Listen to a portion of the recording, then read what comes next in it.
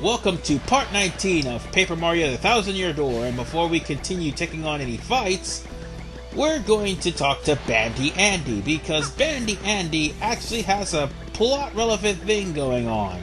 You see, the reason he's been leaving the minor league locker room and wandering about is because of the fact that he's been doing a little research. There's actually some mysterious things happening in Glitz Pit. And those rumors and the mysteries needs to be solved, and he's the one that's trying to uncover them. That's what I meant by when I say, though his actions may sound creepy, they're actually justified. First and foremost, we have the sealed wall. The sealed wall is unfortunately a giant block that cannot be destroyed unless I have the super hammer. Oh, we'll be getting that in part 21, by the way. The next thing we have is the man-eating toilet. The man-eating toilet is a toilet that, well, once somebody goes down said toilet, nobody sees them again. And then there's another rumor going about the Stairs of Mystery, which the Stairs of Mystery has no second floor, but the stairs go up to the top of the Glitz Pit, which groaning voices can be heard on the second floor, which definitely warrant a red flag for this place. There's more mysteries about. As a matter of fact, another thing that may be important and plot relevant, the most important and plot relevant, is the spooky lights. Because a friend of his said that there was a spooky light coming from the ring, and you could see it emanating from the ring doors. You know where that guy is standing right now. And there's also the haunted boudoir, which is the champion's room. Or boudoir. That's what it is. Of course, he mentions that there will be voices coming from the air conditioning vent, and you can basically hear the voices of athletes who lost to the champion. And then comes another important plot point, the missing ones. In case anybody is wondering why exactly this is so tied to wrestling, this whole entire ordeal is basically a parody of how Vince likes to cover up conspiracies in the WWE. One specific conspiracy is Prince Mush, who happens to be missing, to say the least. Well, due to the fact that the WWE wants to keep things as PG as humanly possible, especially nowadays, they had a pin chant of striking wrestlers off the record, or censoring their names. They still do that now. They honor some of them, but others, they just try to completely forget about them, as if they didn't exist. And in the case of Glitz Pit, that is exactly what happened to Prince Mush, as well as a number of other fighters that disappeared. Which you might want to keep that in mind, because that will play a really huge part later, as I've already mentioned. So now we need to reserve ourselves a match, and this one may be a little bit different. I mean, by this one, I'm talking about the prerequisite. He's going to tell us not to use special moves, so I can't use any of the star abilities. I can use my hammer, I can use my super boots, well, my jump basically, but I can't use any special abilities. That's okay because we're facing Dry Bones. And if you've played Hooktail's Castle, these guys will be definitely easy due to the fact that you have not only an upgrade in shoes, but also leveled up long since then. Because back then, the jump literally does nothing to them. Now with the super boots, it pretty much kills them all.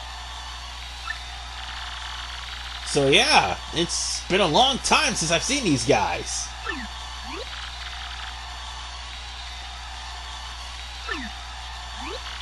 Oh, and just so we're clear, to go a little bit off subject, when I mention about Prince Mush is actually, in a way, a, oh, by the way, these are just Dry Bones. Just jump on them and you'll be fine. But let's go back onto my tangent. Prince Much is actually a parody of the late Owen Hart. If you don't believe me, well, here's something that should bring forth a lot of things to your attention.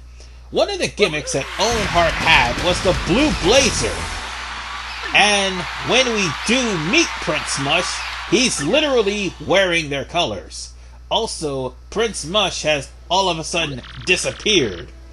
Well, you'll find out what happened to him later, but however, it's not technically akin to Owen Hart, but it's implied to be that way. Also, one last thing that needs to be noted about this. Well, this reference. Prince Mush also may be a reference to Bret the Hitman Hart. Oh, but first, before I continue, someone just got injured. And, yeah, he's crying because he hurt his foot. He's even screaming for his mommy, which pretty much spooks King K to the point where King K may not want to stay active anymore. But as I was saying, yes, Prince Mush also is a reference to Bret the Hitman Hart, as it will show up later when we actually go toe-to-toe with Rock Hawk. But nonetheless, I'm going to go on ahead and get myself some sleep because I'm going to go and do another match. We're at rank 16 so far. Also, you might want to take yourself a little trip. Oh, and if there's Bandy Andy, if you haven't talked to him before, you can talk to him now. He'll just repeat these same wonders all over again. But I would suggest stepping outside because during some point Rock Hawk will appear. And there's a bunch of screaming toads and Lucky Twos. They're just in the way. So there's also a thing I need to point out too. Oh, sorry, my capture card is skipping again. Let us go to the first let's go to this item shop because I may need to get some items. I'm gonna have to come back here again and make another trip to the item shop just so I can actually beat the boss of this stage. So let's go ahead and do that. And let us go to not here. I think we should go to the bar. Yes. We're going to go to the juice bar because there's somebody that's very familiar you need to look at. See this toad in a black dress? There is implication that this toad is actually Jolene. But yeah. People may not think it's Jolene, but it is. I mean, she took off her glasses and is putting on a black dress and going incognito.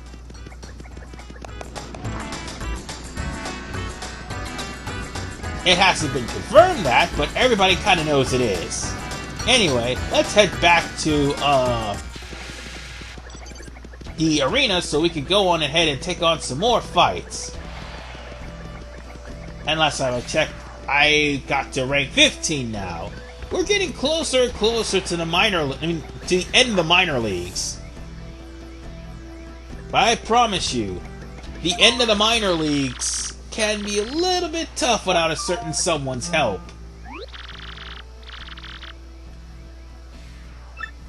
So, let's see who we got this time. Excuse me. We got Spike Storm.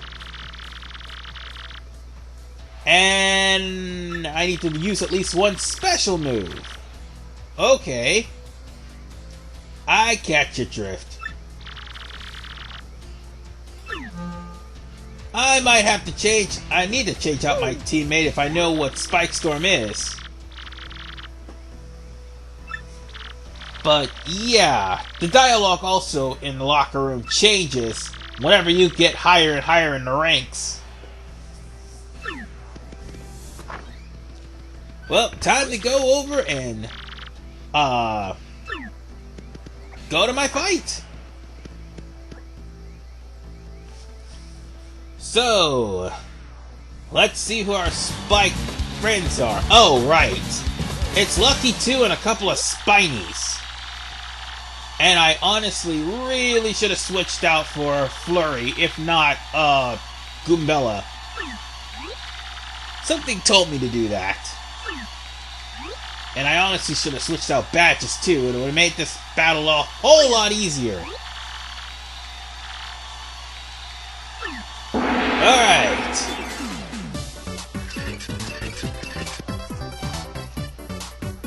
The thing about these guys, I should have had a Quake Hammer, but I didn't. Instead, we're going to use a special move. And I'm going to show off Clock Out. Clock Out? I didn't want to give that to the air. No. I didn't want to give that to the audience. I wanted to give it to them. But yes, you can play hot potato with a bomb, and that would knock out the audience. Or it would knock out, the Spinies. Ouch. That hurts. Especially when you try to jump on these damn things. So, I kinda wish I had a lightning storm. Okay, this works too.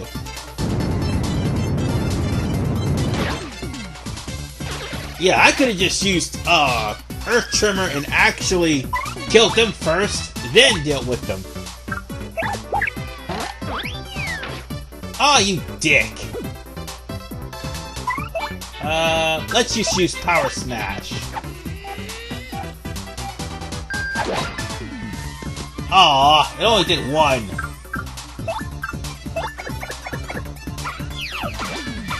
Aw, and I screwed up Multi-Ball. Damn it! Why did I screw this up so badly?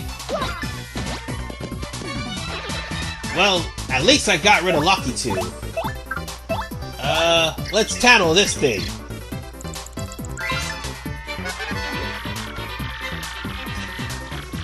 But if you can't really beat him at this point in time, get a tattle log from him.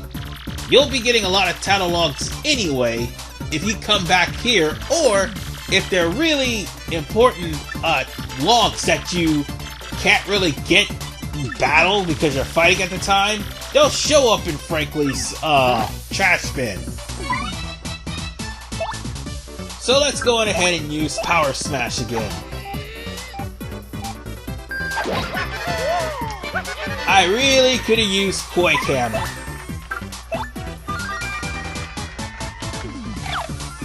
Come on. That is really bullshit. You're just gonna hide there, huh? You're just gonna hide there. Alright. Alright, fine. we'll just wait till you're finished.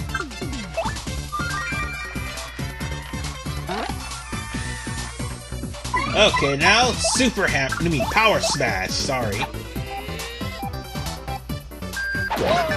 And you're done! It's a damn shame they only gave me one. And the curse is multiplying that by 2, so yeah, I only got 2 from this. What a waste of time. And I didn't even face these guys. So I could have gotten a little bit more.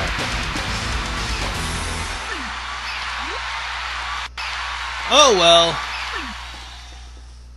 I think I got time for one more fight. Well, that is, provided something interesting doesn't happen in a little bit. Because I think it's around the 14th rank that I happen to get a special message. Oh, yep, there it is. The message basically is the hot dog stand has a new item. The problem? The item is an actual living egg that's moving around, and Hoggle cannot catch the egg.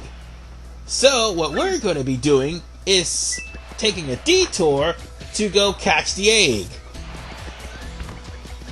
Trust me, it's best you do this by the 11th rank. You can't really miss out on this. You honestly can't really miss out on the egg, because you have to actually get it in order to even progress through the ranks. As a matter of fact, there's the egg right now.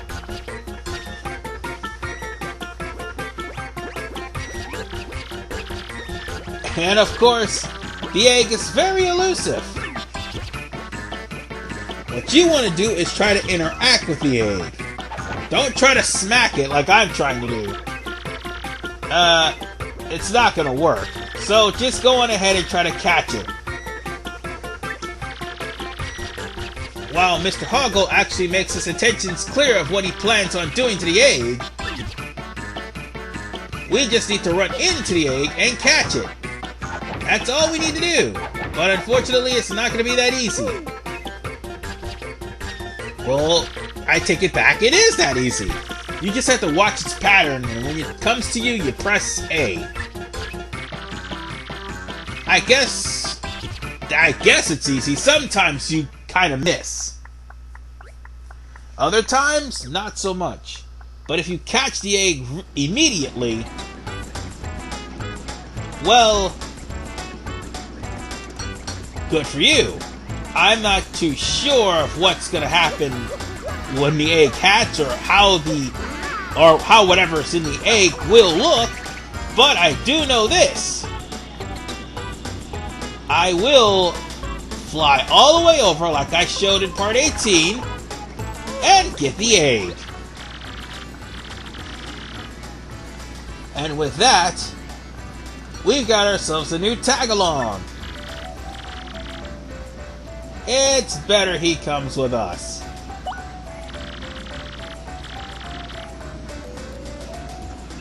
So, in order to keep this guy from turning into a southern egg dog,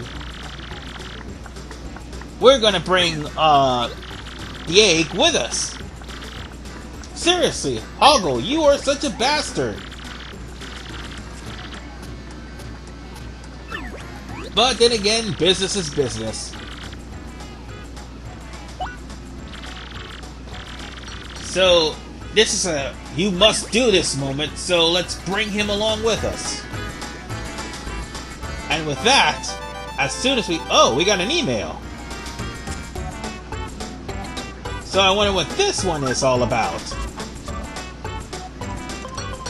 Alright, let's check the mailbox SP, and let's see exactly what we got here.